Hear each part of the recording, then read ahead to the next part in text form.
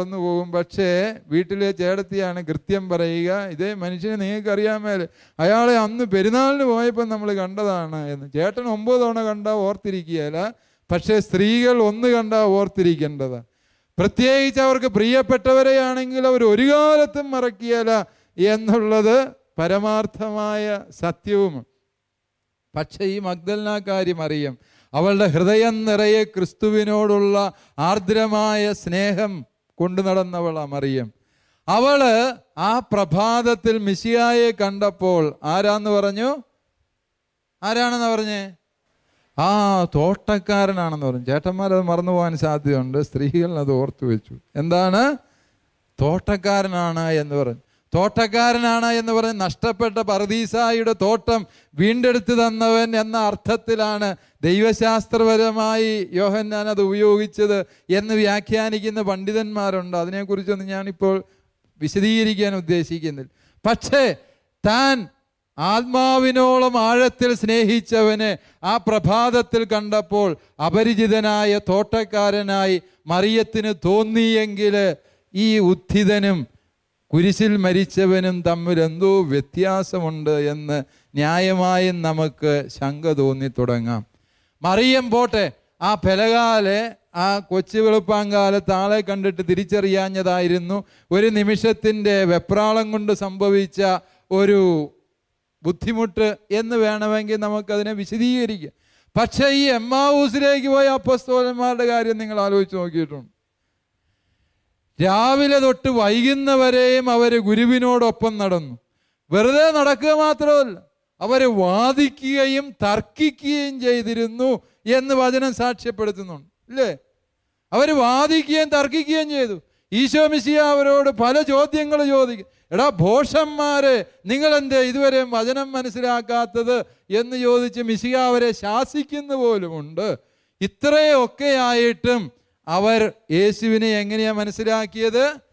അപരിചിതനായി മനസ്സിലാക്കി എന്ന് ലൂക്കാ സുവിശേഷം പറയുമ്പോൾ വീണ്ടും നമ്മൾ അമ്പരക്കുന്നു. ഈ രക്ഷകനെ, ഉത്ഥാനം ചെയ്തവനെ തിരിച്ചറിയാൻ എന്തേ അപ്പസ്തോലന്മാർക്ക് കഴിയാതെ പോയത് എന്ന് നമുക്ക് ന്യായമായും ആശങ്ക തോന്നാൻ തുടങ്ങിയോ നിങ്ങൾക്ക് അങ്ങനത്തെ ആശങ്ക?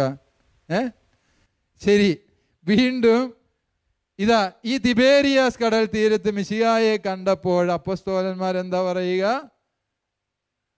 ഒരു യുവാവ് കരയിൽ നിന്ന് വിളിച്ചു ചോദിച്ചു എന്നാണ് വചനം പറയുക. ഒരു ചെറുപ്പക്കാരൻ യുവാവ് കരയിൽ നിന്ന് വിളിച്ചു ചോദിച്ചു, കുഞ്ഞുങ്ങളെ, നിങ്ങളുടെ കയ്യിൽ മീൻ വല്ലതും ഉണ്ടോ? തലശ്ശേരി കടൽ തീരത്താണ് ഞങ്ങളുടെ പാസ്റ്റർ സെൻറ്റർ. കടൽപ്പാലത്തെ പോയി നിൽക്കുമ്പോൾ ഞാൻ കണ്ടിട്ടുണ്ട്, ബോട്ട് അടുക്കുമ്പോൾ ആളുകൾ വിളിച്ചു ചോദിക്കും. അതായത് അതിന് ചുമതലപ്പെട്ട ഒരു ആളുണ്ട്. അയാളാണ് ബോട്ട് അടുക്കുന്നതിന് മുമ്പ് എന്താ നിങ്ങളുടെ കയ്യിലുള്ള മീന് എന്ന് വിളിച്ചു ചോദിക്കും. മത്തിയാണോ അയലയാണോ? അപ്പോൾ ഒരു 15 വള്ളങ്ങൾ അടുത്ത് വരുന്നുണ്ടെങ്കിൽ ആ 15 വള്ളങ്ങളിലും മത്തിയാണെങ്കിൽ അയാൾ മത്തിക്ക് അന്നത്തെ വില ഈ കരയിൽ നിന്ന് മത്തി കാണുന്നതിന് മുമ്പേ നിശ്ചയിച്ചിരിക്കും. കാരണം ഇന്ന് ഈ കൂടുതലുള്ളത് മത്തിയാണ്, കുറവ് അയലയാണ്, ചെമ്മീൻ തീരെ കുറവാണ് എന്നൊക്കെ കാണുമ്പോൾ പുള്ളിക്കാരൻ ആ പാലത്തെ നിന്ന് തന്നെ വില നിശ്ചയിച്ചിരിക്കും. അങ്ങനെ വിലയറിയാൻ വേണ്ടി വിളിച്ചു ചോദിക്കുന്ന മുക്കുവൻ്റെ ഭാഷയാണത്.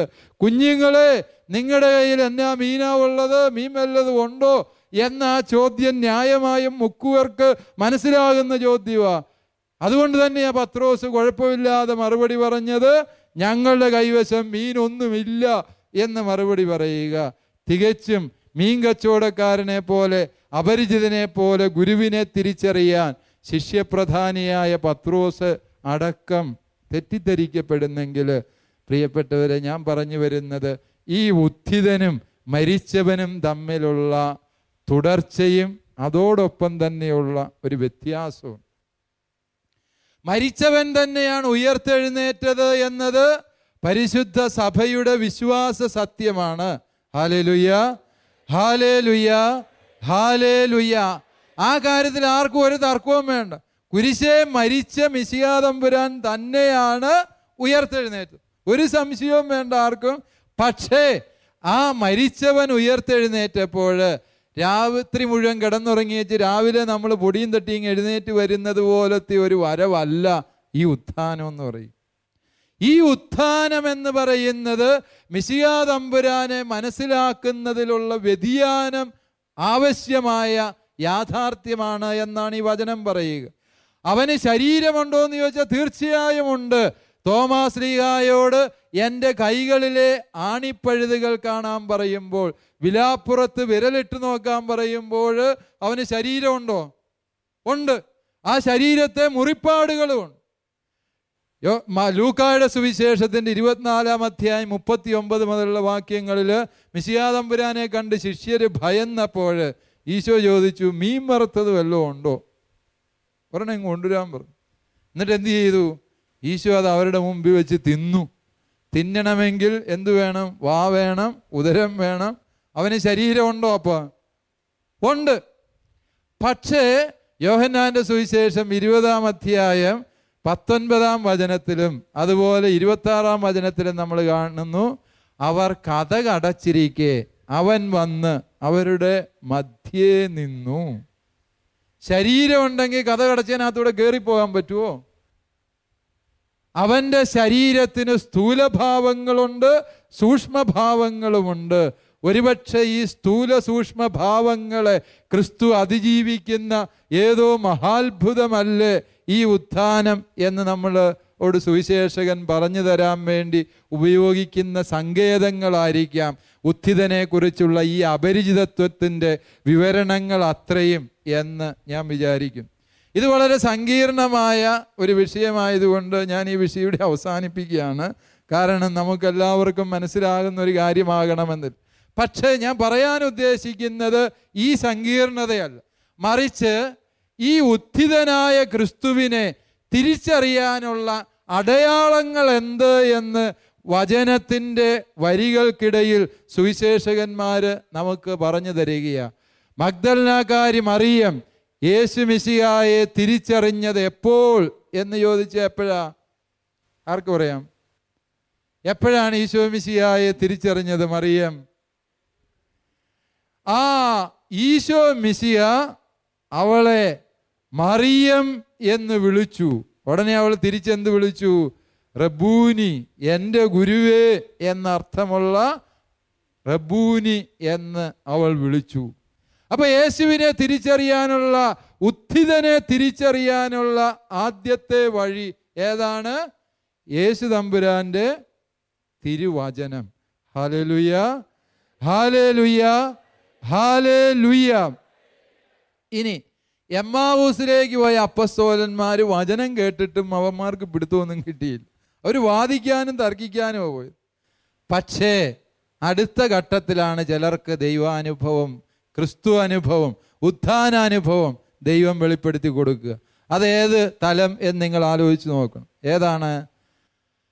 അപ്പം മുറിച്ചപ്പോൾ അവരുടെ കണ്ണുകൾ തുറന്നെന്നും തങ്ങളോടൊപ്പം ഇരിക്കുന്ന ഈ അപരിചിതൻ മറ്റാരുമല്ല ക്രിസ്തുവാണ് എന്നും അവർക്ക് തിരിച്ചറിഞ്ഞു. ഈ അപ്പം മുറിക്കുന്ന അത്ഭുതം അത് ഏതാണ്? പരിശുദ്ധ കുർബാനയാണ്, അഥവാ യേശു മിശിഹായുടെ കൂദാശകളാണ്.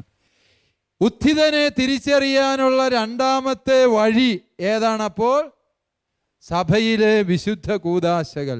Hallelujah, hallelujah, hallelujah. ഇനി ഒരു വഴിയും കൂടെ ഉണ്ട്. അതാണ് ഈ തിബേരിയാസ് കടൽ നമ്മളെ ഓർമ്മിപ്പിക്കുക. തിബേരിയാസ് കടൽ തീരത്ത് വെച്ച് മിശിഹാ തമ്പുരാൻ പറഞ്ഞു, വള്ളത്തിൻ്റെ വലതുവശത്ത് വലയിട്. അവർ വലയിട്ടു. വലയിൽ അകപ്പെട്ട മത്സ്യങ്ങളുടെ ആധിക്യം നിമിത്തം വല വലിച്ച് കരയ്ക്ക് കയറ്റാൻ അവർക്ക് പറ്റിയില്ല എന്ന് തിരുവചനം സാക്ഷ്യപ്പെടുത്തുന്നു. ഒടുവിൽ സുവിശേഷകൻ പറയുന്നുണ്ട്, ആ വലയിൽ 153 മത്സ്യങ്ങളുണ്ടായിരുന്നു, വലിയ മത്സ്യങ്ങൾ. യഹൂദ വിശ്വാസം അനുസരിച്ച് കടലിൽ ആകെ കൂടി 153 ഇനം മത്സ്യങ്ങളേ ഉള്ളൂ. മത്തി, അയല, ഏട്ട എന്നൊക്കെ പറയുന്ന പലതരം മീനുകളുണ്ട് ഇല്ലേ?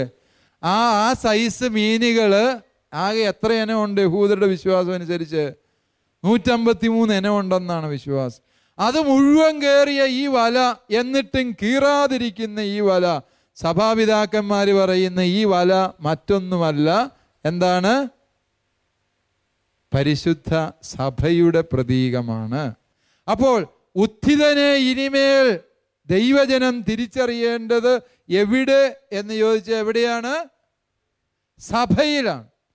പരിശുദ്ധ സഭയില്, വിശുദ്ധ കൂദാശയില്, ദൈവത്തിൻ്റെ തിരുവചനത്തില് ആണ് ഇനിമേൽ ഉത്ഥിതനെ ദൈവജനം കണ്ടെത്തേണ്ടത് എന്ന് വിശുദ്ധ വചനം അസന്നിഗ്ധമായി പഠിപ്പിക്കുന്നു. Hallelujah, hallelujah, hallelujah. പ്രിയ സഹോദരങ്ങളെ, ഇത് വളരെ പ്രധാനപ്പെട്ട ഒരു സത്യമാണ്. ഉത്ഥാനം ചെയ്ത് ഈശോ മിശിഹ ശാരീരികമായി നമ്മളിൽ നിന്ന്